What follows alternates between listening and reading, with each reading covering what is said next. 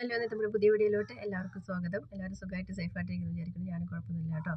നമുക്ക് എല്ലാവർക്കും ഒത്തിരി ഇഷ്ടമുള്ളൊരു കാര്യമാണ് നല്ലൊരു പെരുക എന്ന് പറയുന്നത്. അത് നല്ല കട്ട കറുപ്പായിട്ടുള്ളൊരു പെരുകാണെങ്കിൽ നമുക്ക് ഒത്തിരി ഇഷ്ടമുള്ളൊരു കാര്യമാണ് അല്ലേ. അപ്പോൾ നമ്മുടെ മുഖത്തിൻ്റെ ഒരു ഭംഗി എന്ന് പറയുന്നത് നമ്മുടെ പെരുകം നന്നായി കഴിഞ്ഞാൽ നമ്മുടെ മുഖം വേറെ നമുക്ക് ഒന്നും ചെയ്തില്ലെങ്കിലും കുഴപ്പമില്ല. നമ്മുടെ മുഖം നല്ല ഭംഗിയിലിരിക്കും, നല്ലൊരു വൃത്തിയിലൊക്കെ ഇരിക്കും അല്ലേ. അപ്പോൾ നമുക്ക് നല്ലൊരു പെരുകം നമുക്ക് വീട്ടിൽ തന്നെ എങ്ങനെയാണ് ചെയ്തെടുക്കുക എന്നുള്ളത് ഞാൻ ഇപ്പോൾ ഒരു സിമ്പിളായിട്ടുള്ള കുറച്ച് കാര്യങ്ങൾ ശ്രദ്ധിച്ചു കഴിഞ്ഞാൽ നമുക്കത് ചെയ്തെടുക്കാവുന്ന കാര്യങ്ങളേ ഉള്ളൂ കേട്ടോ. അത് നല്ല ഭംഗിയുള്ളത് നല്ല കട്ട കറുപ്പൊക്കെ ആയി കഴിഞ്ഞാൽ ഇപ്പോൾ നമ്മൾ എന്താ പറയുക, കൃത്യമായിട്ട് കുറേ കാര്യങ്ങളൊക്കെ ചെയ്യണ്ടല്ലോ. അതില്ലാതെ തന്നെ നമ്മുടെ വീട്ടിൽ നമുക്ക് ചെയ്യാവുന്ന ഒരു കാര്യമാണ്, നമ്മുടെ വീട്ടിൽ കറ്റാർവാഴ ഉണ്ടെങ്കിൽ അത് ഡെയിലി നമ്മുടെ പിരികത്തുമ്പോൾ തേക്കുകയാണെങ്കിൽ നമുക്ക് നല്ല പിരിക നമുക്ക് ആക്കിയെടുക്കാനായിട്ട് പറ്റും. പിരിക നല്ല ഫില്ലായിട്ട് വരും ചെയ്യും കേട്ടോ. അതെന്ന് ഇങ്ങനെ പറയാമെന്ന് വെച്ച് കഴിഞ്ഞാൽ നമ്മൾ പാർലറിലൊക്കെ പോകുമ്പോഴാണ് നമ്മുടെ പിരികത്തിന് കൊഴിഞ്ഞു പോയതും അതുപോലെ തന്നെ നമ്മുടെ താരൻ നിറഞ്ഞിട്ടുള്ള കാര്യങ്ങളൊക്കെ നമ്മൾ അറിയുന്നത്. അല്ലെങ്കിൽ നമ്മൾ സാധാരണ ശ്രദ്ധിക്കാറൊന്നുമില്ല. പിരികം കൊഴിഞ്ഞു പോയാൽ നമ്മൾ ആരും അങ്ങനെ മൈൻഡ് ചെയ്യാറൊന്നുമില്ല.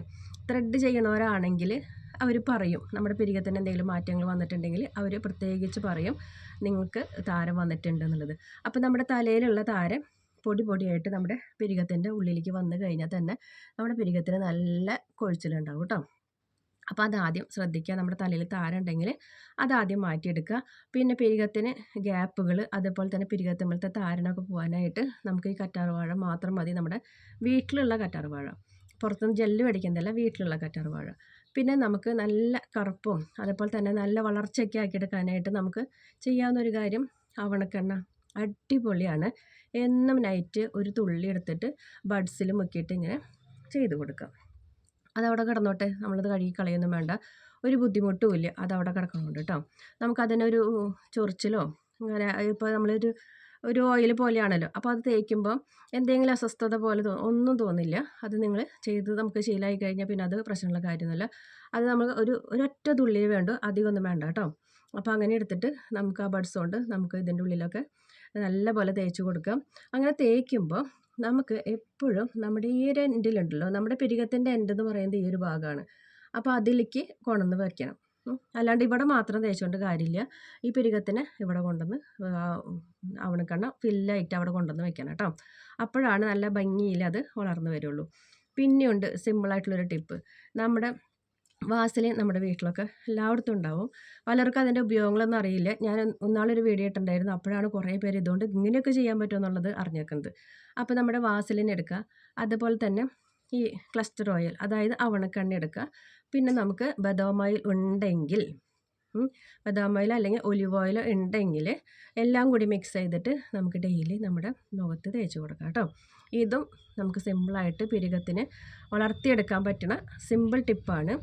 പിന്നെ നമുക്ക് പിരിക നല്ല ബ്ലഡ് സർക്കുലേഷൻ ഉണ്ടെങ്കിൽ തന്നെ നമ്മുടെ പിരികം എപ്പോഴും നല്ല ഭംഗിയായിട്ട് കൊണ്ടുവരാനായിട്ട് പറ്റും. ബ്ലഡ് സർക്കുലേഷൻ നമുക്ക് കൂട്ടാനായിട്ട് നമ്മുടെ ഈ 2 വിരലുകൾ മാത്രം മതി കേട്ടോ. അതിന് വേറെ ഒന്നും ചെയ്യേണ്ട കാര്യമൊന്നുമില്ല. പിന്നെ നമുക്ക് നമ്മുടെ പിരികത്തിന് ഇപ്പോൾ നമ്മൾ ആവണക്കെണ്ണ വൈകുന്നേരം തേക്കാമെന്ന് വിചാരിക്കുക. ഇല്ലെങ്കിൽ നമുക്ക് കൈ കൊണ്ട് വെറുതെ, അത് താല്പര്യം ഇല്ലെങ്കിൽ നമുക്ക് വെറുതെ നമ്മുടെ കൈ കൊണ്ട് തന്നെ നമ്മുടെ പിരികത്തിന് നല്ല രീതിക്ക് ഒരു മസാജ് കൊടുക്കുക. പിന്നെ ഈ രീതിക്കൊക്കെ ഒരു മസാജ് കൊടുക്കുക. പിന്നെ ഇതേപോലെ ഒന്ന് അവിടെ ഒരു പ്രഷർ കൊടുക്കുക.